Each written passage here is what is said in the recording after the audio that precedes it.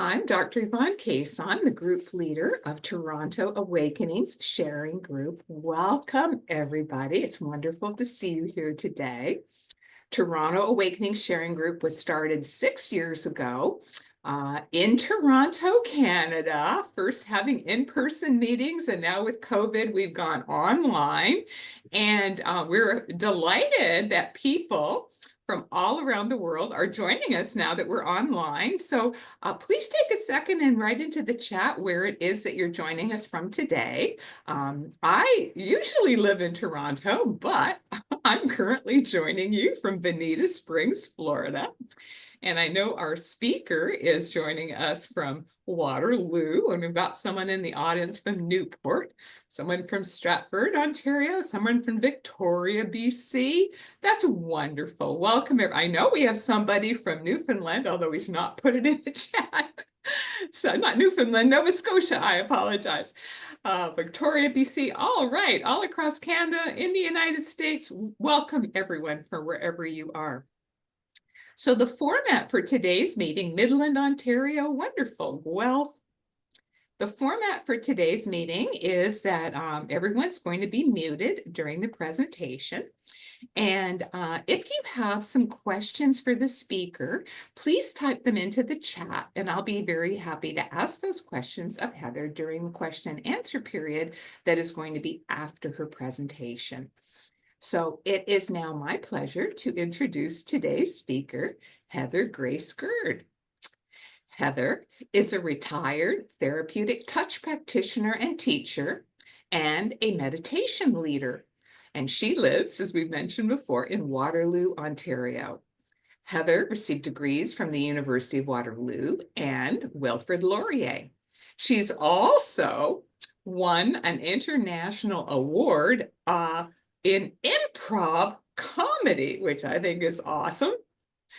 Heather Gurd has had multiple spiritually transformative experiences, including at the age of 4. Heather had a very powerful near-death experience, which gave her after effects of many psychic intuitive gifts, including a heightened ability to perceive subtle energies.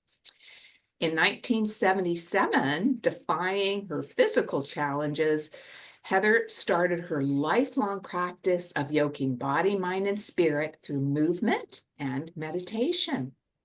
She explored consciousness and healing through many modalities, including world travel, sacred sites, studying world religions and mythologies, storytelling, energy healing modalities, mystery schools, sacred geometry, and more. And Heather Grace Gurd currently guides a live online meditation on Sundays on the way of love. She says this is her way of giving back. So with that, I present to you Heather Grace Gurd. Thank you. It is with great celebration and gratitude for the divine guidance that has brought us all together today. And today I am going to focus on 3 of the spiritually transformative experiences that really guided and anchored my life through these 2 paradigms, the Pyramid of True Relationship and the Chartres Labyrinth with the 6-petaled rose. And I just want to take a moment to say how eternally grateful I am for the carefully defined language, the well-written books, and these safe local and global communities where we can share our stories. That Dr. Cason has founded and co-created with extraordinary people who I just met a couple. It's an especially sweet synchronicity for me to be here today because March 22nd is a very important day for some in the Way of Love philosophy, which I innocently subscribed to when I was 4 years old. And just to define it, the Way of Love philosophy would be defined as loving God, loving each other. And to define God, I really resonate with Dr. Cason's definition, which is the infinitely loving higher power behind the universe, infinitely intelligent, underlying all of creation, past, present, and future. And I've heard many other terms that I love. The Absolute from Carol Plew, the Undivided from Megan Watterson, the Source from Oprah and Chopra, and the Oneness from Dr.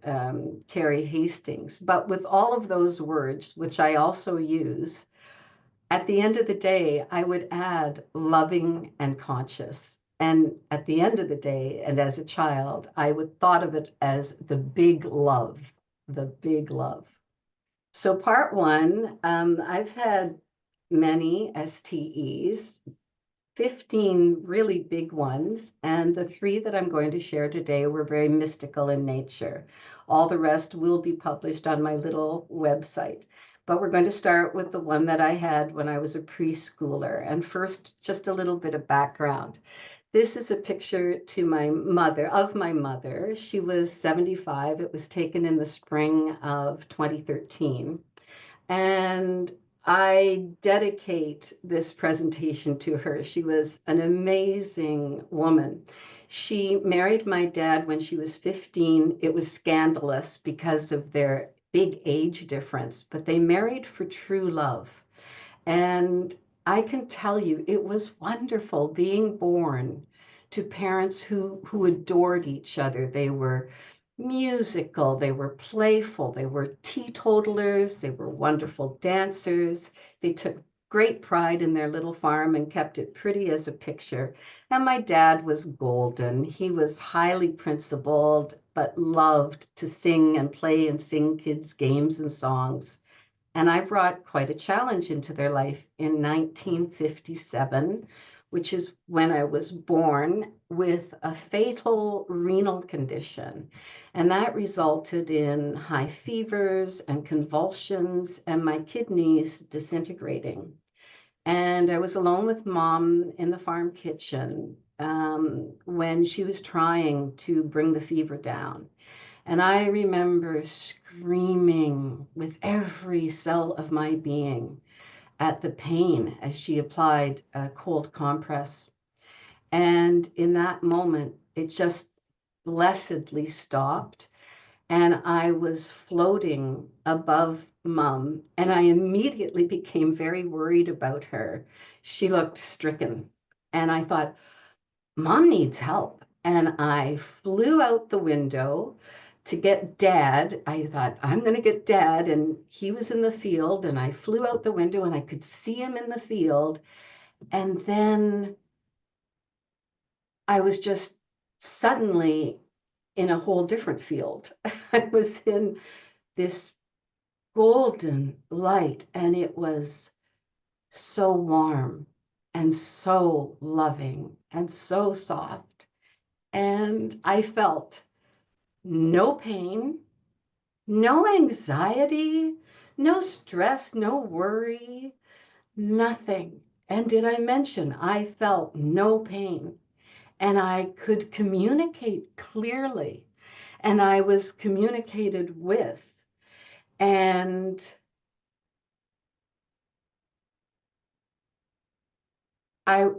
it's impossible to do it justice. But at the end of the day, I wanted to return to my mom and my dad and my sister and the farm, and I did. Now, here's a picture of my older sister and myself. In this picture, I'm about 3. And my sister helped take care of me. She's a very clever person and still is. And so I had the near-death experience when I was about 4. And when I was 5, I was offered this life-saving surgery at Sick Children's in Toronto. And there was no OHIP then. So my parents mortgaged the farm. Mom went to work at the cheese factory. And it was explained to me that I would have a 50% chance. It was like the flip of a coin. I might live, I might die. There had been 6 previous surgeries, and 3 of the children had died. So this was explained to me, and I was good with it because I knew that if I died, I would have no pain. And I knew that if I lived, I would be cured and have no pain. So I was good with this. And I clearly survived. And this is a picture taken a year later, or a few months later. I'm 6 in this picture. And I was very dyslexic, very clumsy, pretty frail, but I had knowings and gifts. And I thought everybody had these. And it confused me. Human behavior confused me a lot because the gifts that I came back with were true dreams. I would have dreams from the past that were true, or in the present that were happening in real time that were true, or in the future that came true. I could see light around people. I often knew when someone was sick, if they were going to die, if they were going to have a baby, and I loved flying. I loved the sensation of flying. And evidently at night, I would fly and visit all kinds of things. And I especially liked going to the barn and swooping around the hay mows. And I just loved it. Now, and then finally, this big love that was just came back with me. I had an innocent healer's heart. I wanted to help and told everybody and animals at the hospital. I was called Nurse Heather, and the same with our church. Our parents took us to this Presbyterian church on the Sundays. It was great fun. And I could see this big love in everything, especially in the trees and the rocks and water and the wind, the clouds, and I would play with them. And I would see this connection with everybody. And I just knew that we were all held together in this gorgeous fabric, like a big blanket. But when I talked about this kind of thing, like knowing things in dreams and knowing when someone was going to die, and flying, oh my gosh, it really freaked my mother out. And so I stopped talking about it. And then they just imperceptibly left. And I grew up, I got stronger, and I remember being haunted at the age of 14, thinking, did I really think that I could fly when I was a kid? Like, how could I have been that dumb? So, but to be clear, even though my gifts faded, the knowings that I had that shaped my life more than imagined. Those knowings never left. And the first knowing was that I was never ending, and neither was anybody else. I was never ending. If my body died, I continued on. There was this really good big love on a separate field that was, I called God and the angels and heaven, and that I was never alone. I was watched over by this big love. And it wasn't my parents that took me to this other dimension when my body stopped working. There was some fabulous mechanism that was always with me. And it made me feel safe. And I knew that every kid on the planet was safe. And that's all of us.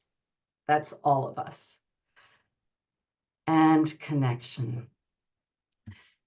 My connection to this big love was very important. I was a pretty frail being on several levels, and that connection strengthened me physically like nothing else. My teens were pretty challenging. First of all, I despaired over man's inhumanity to man. And though I was cured of the renal condition when I was a kid, that surgery had several complications in the long run. And during my teens and late 20s, I had at least 12 more major surgeries.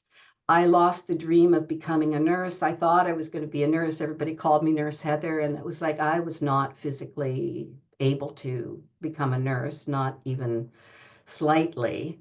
And, but, you know, despite everything, I loved people and I loved to learn, and I got to go to university.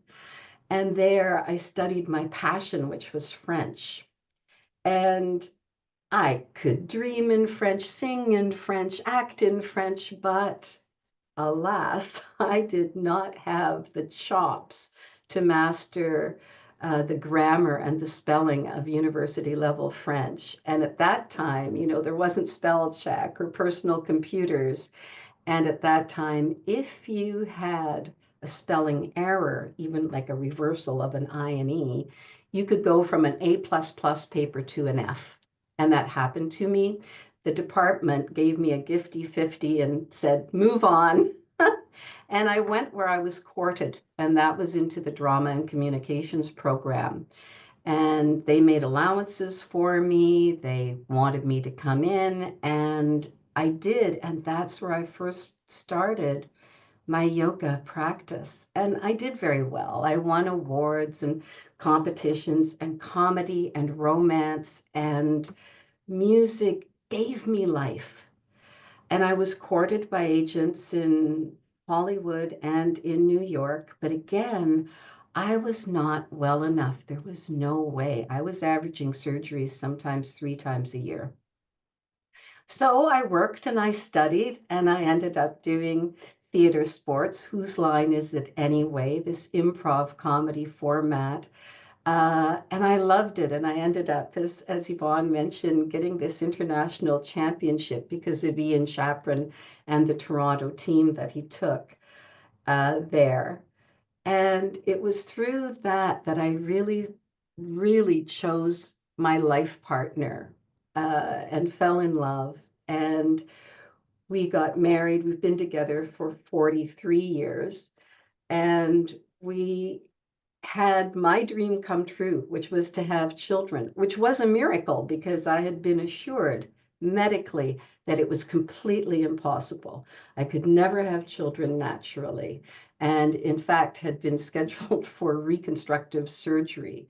But I honestly believe that it was my husband's and my physical, spiritual connection that facilitated that miracle. Now, I had a couple of angel experiences in there, one where that saved my son's life and one that saved my life.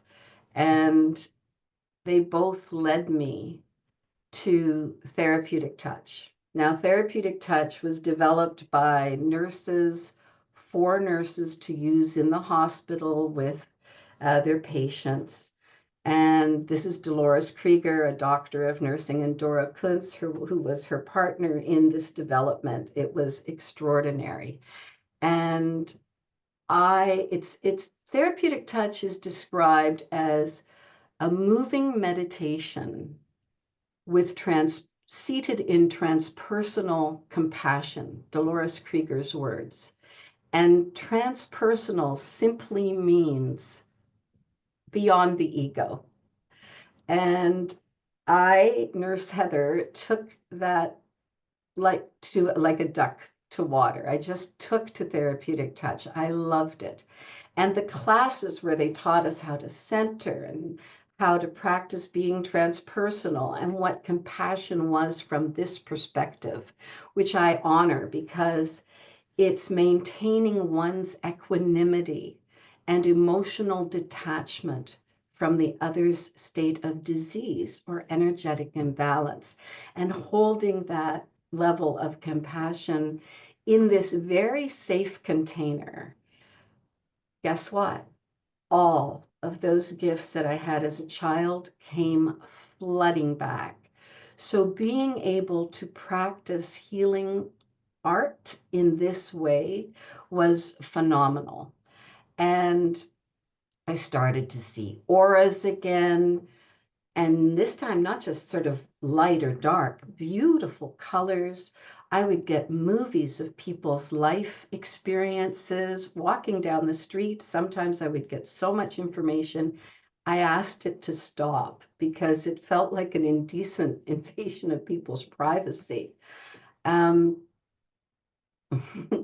but I say with profound gratitude to Therapeutic Touch that it really led me and guided me to the subsequent spiritually transformative experiences that I had. And this next one happened. I divided this into 3 parts because we cover 3. This next one is in Egypt, when I was invited by Helen Will, a Therapeutic Touch nurse, to join her and be her roommate on Carolyn Mace's Healing Pilgrimage, which was a conference and a retreat. It was 2 weeks long. Carolyn Mace wrote Anatomy of the Spirit. In Therapeutic Touch, she was well known. And in the very first week, I got to meditate in the King's Chamber of the Great Pyramid on the Giza Plateau on the cusp of a full blue moon with 3 other Therapeutic Touch nurses. And what happened there was absolutely the biggest and longest spiritually transformative STE event in my life. And I have never told everyone all that happened there. And it wasn't until I read Dr. Kayson's books that it came pouring out one day with a friend. And these are the women. This is Helen Will, Emma Jean Borden, Evie Kugelman, and myself. And I think this was taken when we came out in the early morning. We were in that pyramid from 3 in the morning till 6 in the morning, I believe. Anyway, we got into the King's Chamber and we lay down with our heads together and our bodies spoked out in the 4 different directions, because that day I'd had a meditation where that image came in, and they were all good sports about it, and we did that. And despite being on this stone floor, I immediately went into this deep meditative state. And out of the blue, this thundering voice, which shook me, said,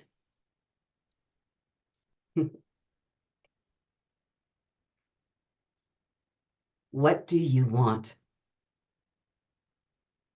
Part of me, I open my eyes, it's pitch black, of course, and my mind, part of me is thinking, is this God? Is this a genie in the bottle? Do I have a chance to have a dream come true or a wish come true?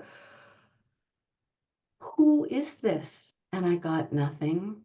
And I just let go and surrendered. And I saw the globe. And I communicated, I want peace on earth and goodwill to all. And that was it. I just went back into floating. And the voice said again, "What do you want?" And I pulled in and I saw my family. And I wanted my family life to be much easier. And I asked for something specific for my husband and my children to facilitate wholeness. And again, nothing. And I just dissolved and went back into deep state. And the voice said again, "What do you want?" And I pulled in further this time. What do I want? What do I want? I want to never have to have another surgery again. I think by then I'd had about 20. And that was it. And then the voice said, "Why? Why?" And my heart just broke into a million pieces. Why? Because I had so much pain. I was so needy. I was supposed to be in the prime of my life. I was trying to look after kids and raise a family. And I was always needing doctors and good doctors and health practitioners. And I was always on the receiving end. And that was right when I got this communication. I felt a gentle hand stroke my forehead and heard, "Don't you know?" And I got this lesson. You cannot give without receiving, and you cannot receive without giving. And at that point, I saw all of these little movie clips where I saw that the people giving were receiving the opportunity to expand their heart and hone their skills. And I saw that the people who were receiving, did I just say that? The people who were receiving were giving them the opportunity to expand their heart and hone their skills. And the people who were giving were receiving just that. And I also saw that in good communities, this dynamic is relied on, and that there's a time for and a place. Sometimes you'll be receiving more, sometimes you'll be giving more. And that is when I just really got it, that giving and receiving are two sides of the same coin. And the big voice said again, "What do you want?" And right in that moment, it was like a little pink neon sign in the back of my left brain wrote out need. And I remembered there's a difference between wants and needs. I used to teach my kids. Your needs will be provided for. What you want, you have to work for. And I thought, what do I want? Well, I want nothing right now, right here. There's nowhere else I'd rather be. And I was inspired to say it 3 times. I want nothing. I want nothing. I want nothing. And then it was like I burst out of some level of skin and I went flying through space, and then it just settled down and I was floating and I just dissolved again. And the voice said, "What do you need?" So I'm a little smarter this time. And I really connected to that inner self, got out of my head completely. What do I need? And as soon as I asked that question, I got a full life review. And it was nothing like I'd ever heard of in movies or books or read about. It was nothing like that. It looked a little bit like this. And so you can see this picture of beautiful lights, but they were all moving super fast. And I was on this trajectory. And I knew which point of light was me in this state of expanded consciousness. I knew which light I was, and I knew exactly the timelines when other of these lights would come in and they would meet my needs. I understood the timeline, and I understood this lesson, that even before I knew I had a need, another life was preparing to meet that need at exactly the right time and place. I saw those lights. I recognized friends, doctors, the McTavish family, different events and people in particular that had come into my life. Furthermore, not only were my needs known long before I became aware of them, in some cases, it was lifetimes before. And I understood this from that experience, and I was inspired to say, I need nothing. I need nothing. I need nothing. And then a frickin' boom. It was like I was shot out of a cannon.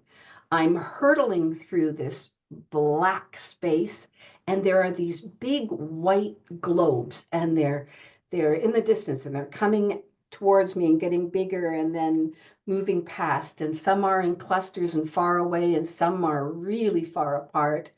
And I wondered what they were. Were they stars? Were they entities? Were they planets? Were they white blood cells? I really was just in awe, just in the experience. And then I came face to face with just golden light. It was amazing. And it was here that I was shown my dharma and destiny, or my purpose and fate. And I'll tell you again, I was pretty slow to get it. I was being shown a lot. And if you can imagine a child's drawing of a star, with points, and I was being shown aspects in each point. They were all multifactorial, but they were gifts or abilities that I loved, that I had innocently developed in my lifetime. And in the star, these points included my study of spiritual philosophy and consciousness, and another would be about the performing arts and communications, and another was the healing arts and sacred relationships and hostessing. I mean, it was just all of these different points, and then it merged into this dazzling light of oneness. And I understood that that was my individual frequency. And then I saw a picture of myself in the future, completely actualized. And like I said, I was pretty slow to get what all was being given to me, but and I can't begin to do it justice, but I got that it was all around love, authenticity, and sharing. And it was over. We had to leave the pyramid, and the next week was pretty much a blur, and again, filled with amazing experiences. But Dr. Carolyn Mace said this: what if your purpose in life is just to be as sweet as you can be? What if your purpose in life is to be exactly where you are, doing the task that is in front of you? And I could not agree more. I think this practice is a profound practice for a spiritual journey, and it is not necessarily rewarded. It can be a tough row to hoe, but it can be that simple. Now, when I got back to Canada, I was in complete culture shock, but almost immediately I had a download of what was called the Gypsy Meditation for Unification. And I made a CD of it. And the picture of the CD doesn't show, I'm sorry, the title of it at the bottom, which was the Gypsy Meditation for Unification. And I got this download while I was meditating. And it was unlike anything I had ever seen or heard of. It was a chakra cleanse that used symbols and words to dissolve separate consciousness, which I was shown as the 7 deadly sins. Again, a paradigm I was not familiar with. And I wrote it all down and started to practice it myself. And it worked. And I started to use it with my clients.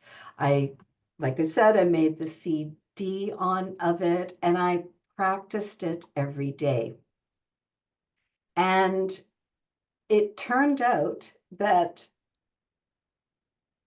this kind of, I guess, developed a consciousness level, let's say.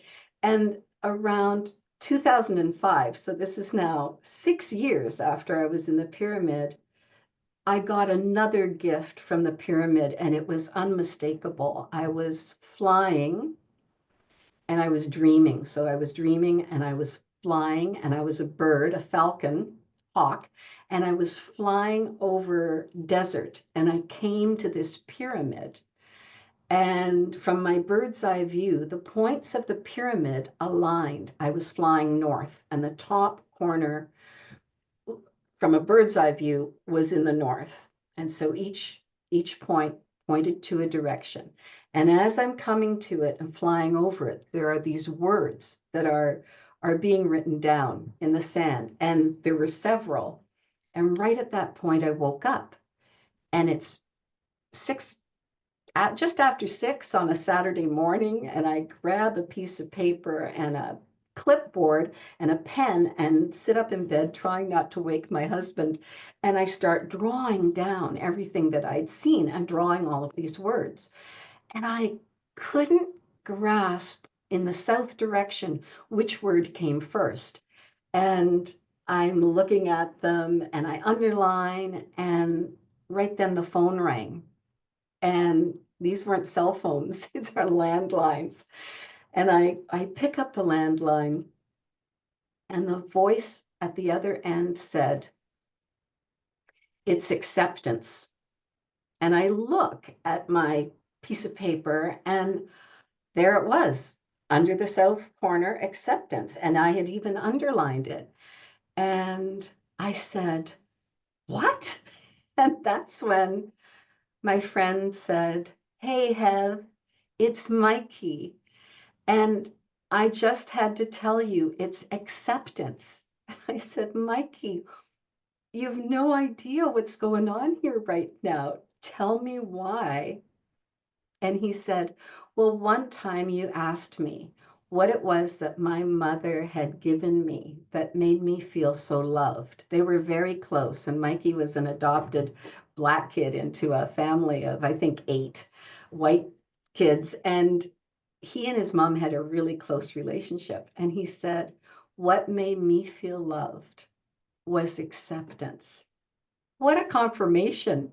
And I just said, I will never tell this story without mentioning this moment. Now, the pyramid of true relationship schematically looks like this. So imagine that 1, if you can see my cursor here, that 1 is in the north corner, and its value is honesty, and 2 is in the east, and it's trust, and 3 is south, acceptance, and 4th is in the west, it's respect. Now, the way the pyramid of true relationship that I was shown, the way it works is that if you align with these 4 principles, honesty, trust, acceptance, and respect, you end up innocently growing in frequency and vibration, and you ultimately reach a spiritual gift. So in the north, you align with honesty, it effortlessly grows within you integrity, and the spiritual gift is truth. In the east, you align with trust, and it effortlessly grows a frequency of innocence, and the spiritual gift is grace. In the south, acceptance grows presence, and the spiritual gift is peace. And in the west, you align with respect, and it grows charis, which is an effortless benevolence. It's one of the 6 types of love in the way of love philosophy that I've studied, and it charis, effortless benevolence, and its spiritual gift is revelation, those wisdom ahas. Well, the thing about the pyramid of true relationship is that it works. I started teaching it to friends, family members, clients, and I shared it with the Therapeutic Touch Network of Ontario and the International Therapeutic Touch, the TTIA, Therapeutic Touch International Association. And I ended up writing a play about it and this play is a children's play in rhyme. And it was for my 10-year-old granddaughter. And she and fellow Therapeutic Touch practitioner Fran Gallagher-Shubrook and I workshopped it together. And in the play, we did some art, for the play. And this is what we perceive the pyramid of true relationship to look like. And in the play, at one point, the child asks Granny, well, how do I know if people are true or not? People lie, words are cheap. It's a tricky spot. And Granny replies to her, pointing to the 4 base qualities. And Granny says, just grow these qualities in yourself, and you'll see there's a part inside of you that will know quietly. Now, you can read the play for free. It's on my website. And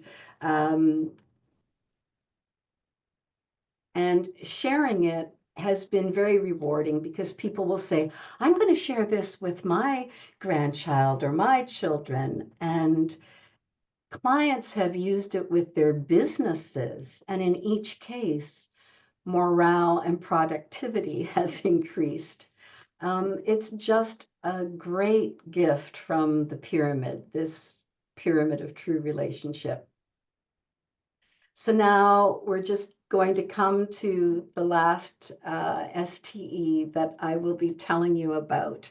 It turned out that my practice, and I developed a yoga practice with the pyramid of true relationship, doing postures with everything. And it turned out that this practice of the pyramid of true relationship and the gypsy meditation daily were foundational in the setup that happened to me, in which was the most painful and fastest spiritually transformative experience I've ever had. It changed my core for good. And it happened in the spring of 2013 in the Chartres Cathedral. So here's the Chartres Cathedral in France. France. Gosh, I love France. And here is the interior of the cathedral from one small aspect, actually. You can see how enormous it is. And this right here is the Chartres Labyrinth. And you can see in the Chartres Labyrinth what is called the 6-petaled rose. The 6-petaled rose is what defines the Chartres Labyrinth.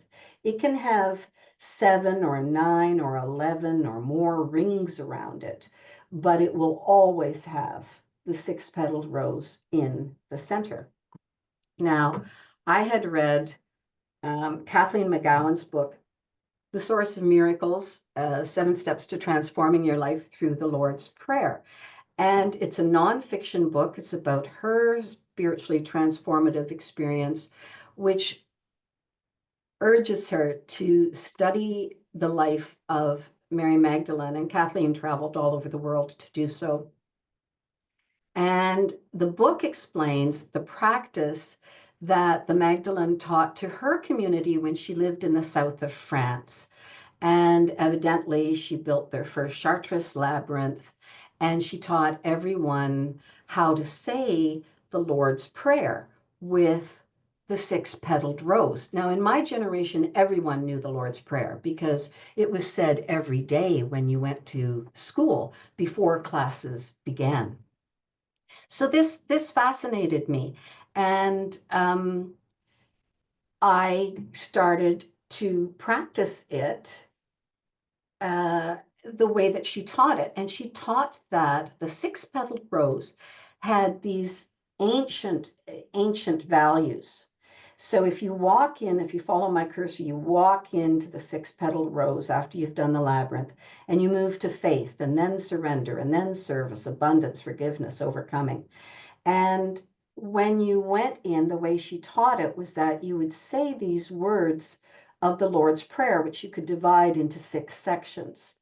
And I tried it and I liked it. And Helen Will, my roomie from Egypt, she had conveniently built one on her property. And when I couldn't walk it, I just did what McGowan recommended, which was that you just meditated and come into deep space, and then you move into the 6 petals and you walk into them. So,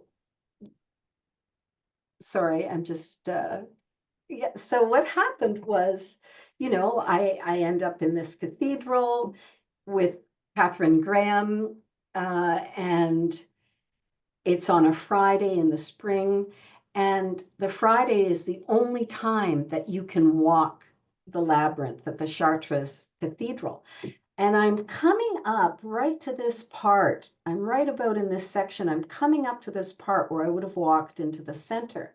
And right as I'm coming up to this part, the softest touch on my right shoulder happened. And I heard, "Hello, Heather," in this most beautiful voice. And the top of my head blew off. It was painful. And I was frozen. I did not know if this was in the physical world or the non-physical world. And I slowly turned around and I saw the most beautiful blue eyes and the face of Janie Green, a fellow therapeutic touch practitioner who just happened to be there at the same time, at the same place. And I burst into tears. What a welcome friend, what a welcome woman of love. We hugged, and then we walked the rest of the labyrinth and in silence and meditation. And when we came out, we got a picture taken of ourselves, and we agreed that right after lunch we would go and we would give each other a session. And the church was under construction, but we found this alcove, and it had a few pews in it, and the Black Madonna had been moved there because of said construction. There she is, the Black Madonna. So I sat in the pew in front. Janie stood behind me, and she gave me a beautiful therapeutic touch session. And it's always lovely. And I went into a beautiful, relaxed state. And after a TT session, there's always a period of rest. So I have the session. It's gorgeous. I have the rest. And I turn back to look at Janie, and she has tears pouring down her face. They're just streaming down. And she pointed to the Black Madonna and she said, "She spoke to me, Heather. And she said, 'They've been waiting for you.'" Okay. Whoa.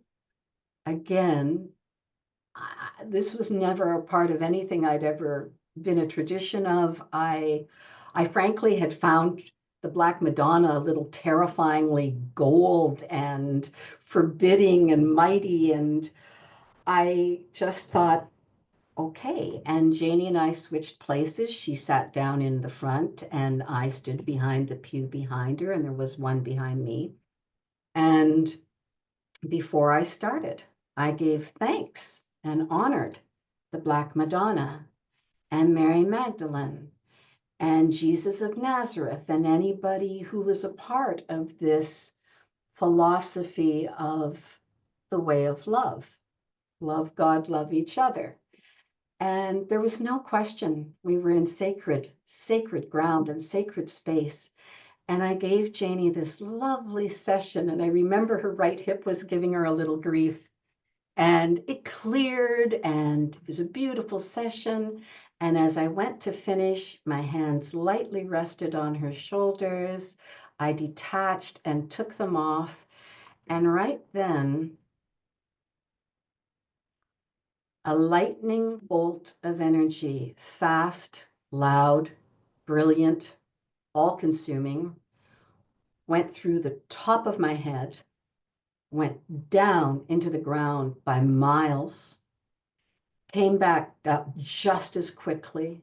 And as it came back up, I turned into a tree. Mighty roots, a soaring trunk, and then these branches, and then leaves, and flowers, and then fruit. And I was amazed at the golden fruits. And then, boom, it left, and I was thrown back. And I hit the pew pretty hard, but I landed in a pew as opposed to the floor. And I just sat there, dazed. And when Janie came out of her treatment, out of her rest period, she turned around and she looked at me and she said, Heather, was that as good for you as it was for me? I feel like I need a cigarette. And I was just speechless. And the truth was that afterwards, I was very messed up. I was really sick. My nervous system was fried. Um, and I had some pretty big things to deal with at that point in my life. Not just petty meanness or dishonesty or betrayal, but actual abuse. And my mother, I knew she was dying. This was the spring of 2013. She died in the fall of 2013. And so I was helping to look after her a lot and my grandchild. And so I came back with a nervous system illness, perhaps, or exacerbation of problems. And I just held on, and I would say the Lord's Prayer with the 6-petaled rose. And I had been home for about 3 weeks doing this when all of a sudden the tree came back. But this time it was so gentle. And as it did, those 6 petals landed in each of my chakras. And as they did, I got a poem with the harmonic values for them.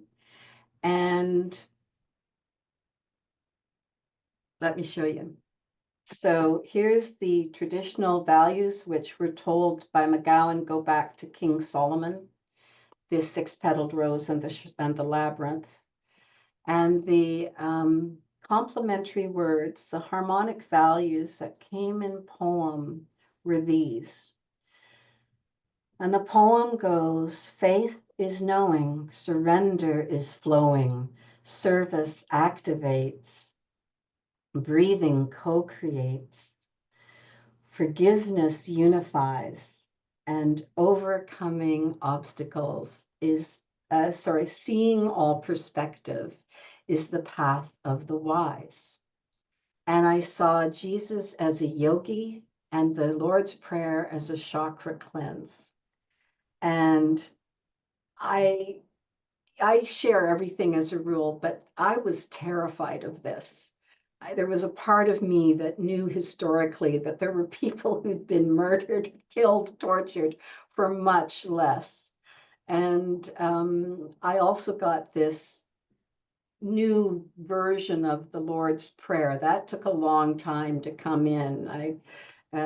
I think there was a big part of my psyche that fought with it. But I got part of it then, and it has continued to evolve. And I owe a great deal of debt to Megan Watterson. She is a feminist theologian, and she defines feminist as radically equal. And her study is where she focuses on is Mary Magdalene and the study of Christianity before it became the Roman religion. So there's 350 years where there were just tiny little groups that were practicing what was called the way, or the way, I call it the way of love. But they were practicing, and they had to be very careful because they would be thrown to the lions if they were caught. And she was the one that taught me that service in that tradition simply means to merge your humanity with your divinity, or your physicality with your non-physicality. And it was here too that I came to the understanding of why those 2 sentences in the big pyramid were so important. I want nothing, I need nothing, because they are sentences of faith and surrender. They are sentences of knowing and flowing. So at the end of the day, 20 years later in 2019, during COVID, Helen Will, Evie Kugelman, and Emma Jean Borden and I got together on a phone call. And it was the first time in 20 years the four of us had been together in the same place at the same time. We're spread out all over. And we did a meditation. And it was around that time that I got, and I was able to share it with them, that this Chartres Labyrinth was on the floor of the pyramid of true relationship, where one can find true love. So thank you. Thank you, Heather, for your absolutely phenomenal, heart-touching and inspiring sharing about these STEs. Just blows me away. Incredible. So I invite everyone in the audience, if you have any questions that you would like to ask of Heather, please put them in the chat and I will be happy to start asking her about them. I'm going to start with one of my own sort of questions or comments, which is, I was very, very deeply touched, Heather, when you said about your own, and you shared the very, very sacred experience of realizing that Jesus was a yogi and that the Lord's Prayer was a chakra cleanse, because that's something that I also experienced and have realized for many years, but have not shared. And so that really has given me goosebumps. It's, oh, somebody else experienced it too. It's about cleansing the chakras, taking us up the chakras. Anyway, so I really, really, really resonate with that. And so related to that, I wanted to ask you, you mentioned about a non-gender version of the Lord's Prayer. Do you feel comfortable sharing that with us? I do, and it has evolved and evolved and evolved. And I wrote it out so I wouldn't forget it, but it's on my website, and it goes like this: Our great big love, hallowed be thy vibration. Thy music come, thy song be sung in us as in the womb of creation. In your oneness, there is abundance. And we are liberated. Thus we liberate others. And we are illuminated in the way of love, hers. For thy song is powerful, glorious, everywhere, eternal, and transformative. Now through thy grace, we transcend to live and love and merge again. Oh. Absolutely beautiful, Heather. Thank you. And every Sunday, I lead this meditation for free on my website, and people, or if they don't come, they get the recording. And I use the Pyramid of True Relationship and this Chartres Labyrinth method to merge, and that renews us. Awesome. Thank you, Heather. We do have a comment here from Vida. I just want to make sure you're aware of this. Vida says that she tried to register for your meditation and that there was some sort of technical issue. Vida, if you could just put in the chat whether it was if you were registering for the conference where Heather's going to be leading a meditation, or if it was Heather's website. So that, Heather, can you tell people how they could register for your meditation that you lead every Sunday? Yeah, you go to my website. It's heathergracegurd.ca, and there's a place where you can register. And what happens is I then get that you have registered, and you get an email. And if you get an email and it tells you how you join in. So there's a couple of ways. You use the password, which is, I probably shouldn't say it here because this will end up on YouTube. But you sign up and you get the password, and then that's how you join in. And if you have any troubles, I'm very available. So you can email me. If the registration link doesn't work for whatever reason on the website, because tech issues do happen, and sometimes, yeah. Anyway, if that ever happens, my email is all over the place. So you can email me, you can text me, and I'll get to you. Thank you, Heather.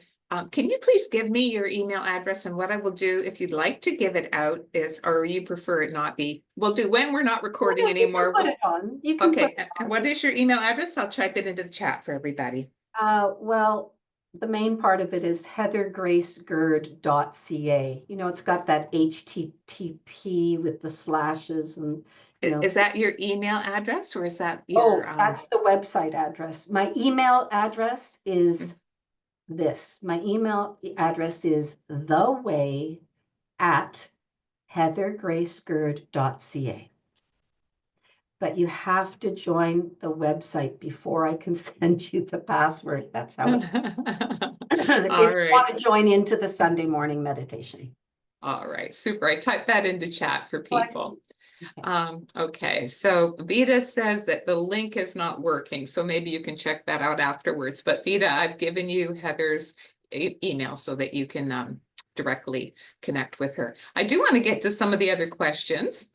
Marina would like to know from you, Heather, what do you feel was the significance and the purpose of the tree that you experienced? Oh, thank you, Marina. I love that Mhm. name. Um, well, I think the tree is, well, it was clearly, you know, a Kundalini experience. And I think the tree is a profound image where the roots are in earth and the branches are up in the heavens. And a tree also combines male and female energies. And the tree, you know, I think the tree is so important in so many traditions, the tree of life, whatever, but it's just what happened. So I didn't describe anything to it. It was just what happened. Thank you. Thank you. I have another question, which is about your life review. That was interesting, fascinating life review. I mean, often we've heard people talk about life reviews during a mystical type of near-death experience, but yours was not during a near-death experience. I think your life review was during a profound mystical experience. Um, and you described it like you showed I don't know, Milky Way or something like that. So my question was, when you were experiencing your life review, were you experiencing it related to this incarnation, related to multiple incarnations? Can you explain a little more about what that life review was like? That's a great question, and I agree. That life review was so wild to be shown this picture of all these moving silver lights and to know exactly when I was born. So it was this incarnation to see exactly when I was born and my lifeline and knowing where everybody was and who everybody was. That was this lifetime. Mhm. And the picture that I saw of the Dharma and the future self and the actualized self, again, this lifetime. And it has given me a lot of strength. And were there any parts of it that related to past lives? So you've alluded to reincarnation. From your experiences, do you believe in reincarnation? Yes, I have actually experienced many, many, many lifetimes. I've had other spiritually transformative experiences. Some of them are just so extraordinary.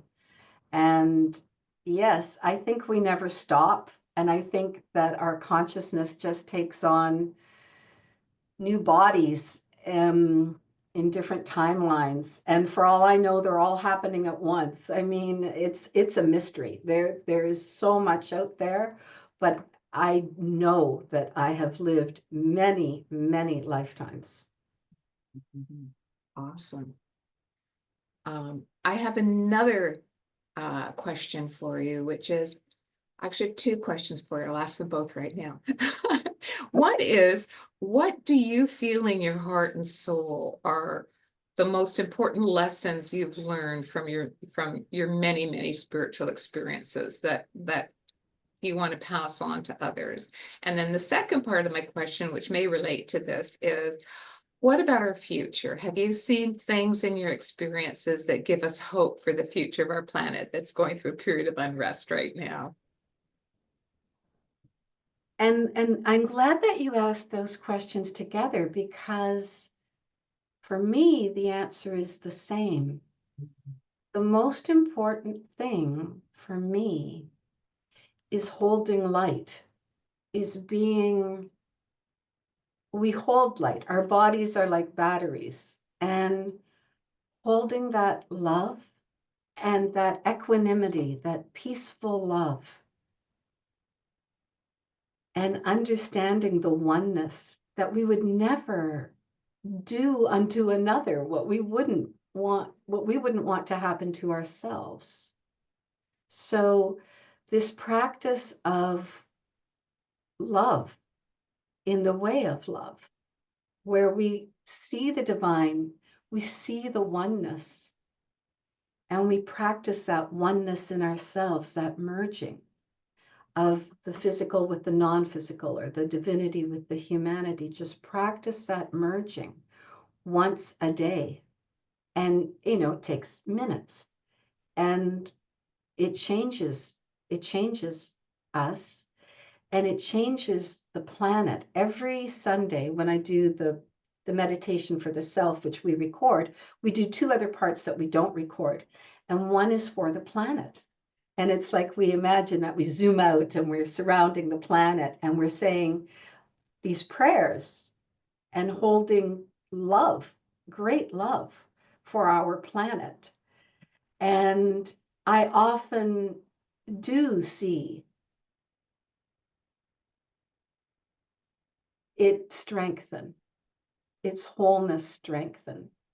So that's my biggest thing, is the practice of oneness, and the teaching of, and for me, the pyramid of true relationship is a paradigm that is fully within the way of love philosophy. And yeah. Does that Awesome. answer it? Yes, thank you, Heather. I think you're sharing a vision of hope that is also embodying the most important lesson, which is for us to embody love and light in the current. So thank you so much for your absolutely wonderful presentation. There have been so many comments here in the chat about how much people have been. I'm just going to read you a couple of them because they're so wonderful. Thank you for sharing, Heather. It's so much honor to share much of your journey with you, sending you love and blessings. That's from Helen in Midland. That's from Helen Will. She was with me, and we don't get to see each other very often, but whenever we come together, oh. And Fran says, dearest Heather, this presentation was so profound, exciting, and inspiring. You are a brilliant, generous teacher sent to us by our beloved oneness. Thank you for generously sharing the blessing with us and the rest of the world. Blessed be. And then And thank you, Fran. and Debbie is saying, Heather, you are a bright light for all of us. And I don't know if I can read all of them. Anne says, thank you for sharing, Heather. I felt very peaceful and inspired at the same time. Looking forward to join your Sunday meditations. Thank you for the offer. And Susan Kelly, I'm overwhelmed. I'm in shock. Thanks so much for sharing. So all these wonderful comments, and I will echo all of them. So thank you so much, Heather, for an absolutely profound presentation. It is my honor, and Yvonne, it's because of you that I'm even doing this. I've never done anything like that before. Well, thank you. We are blessed that we got to be your premier audience. Thank you.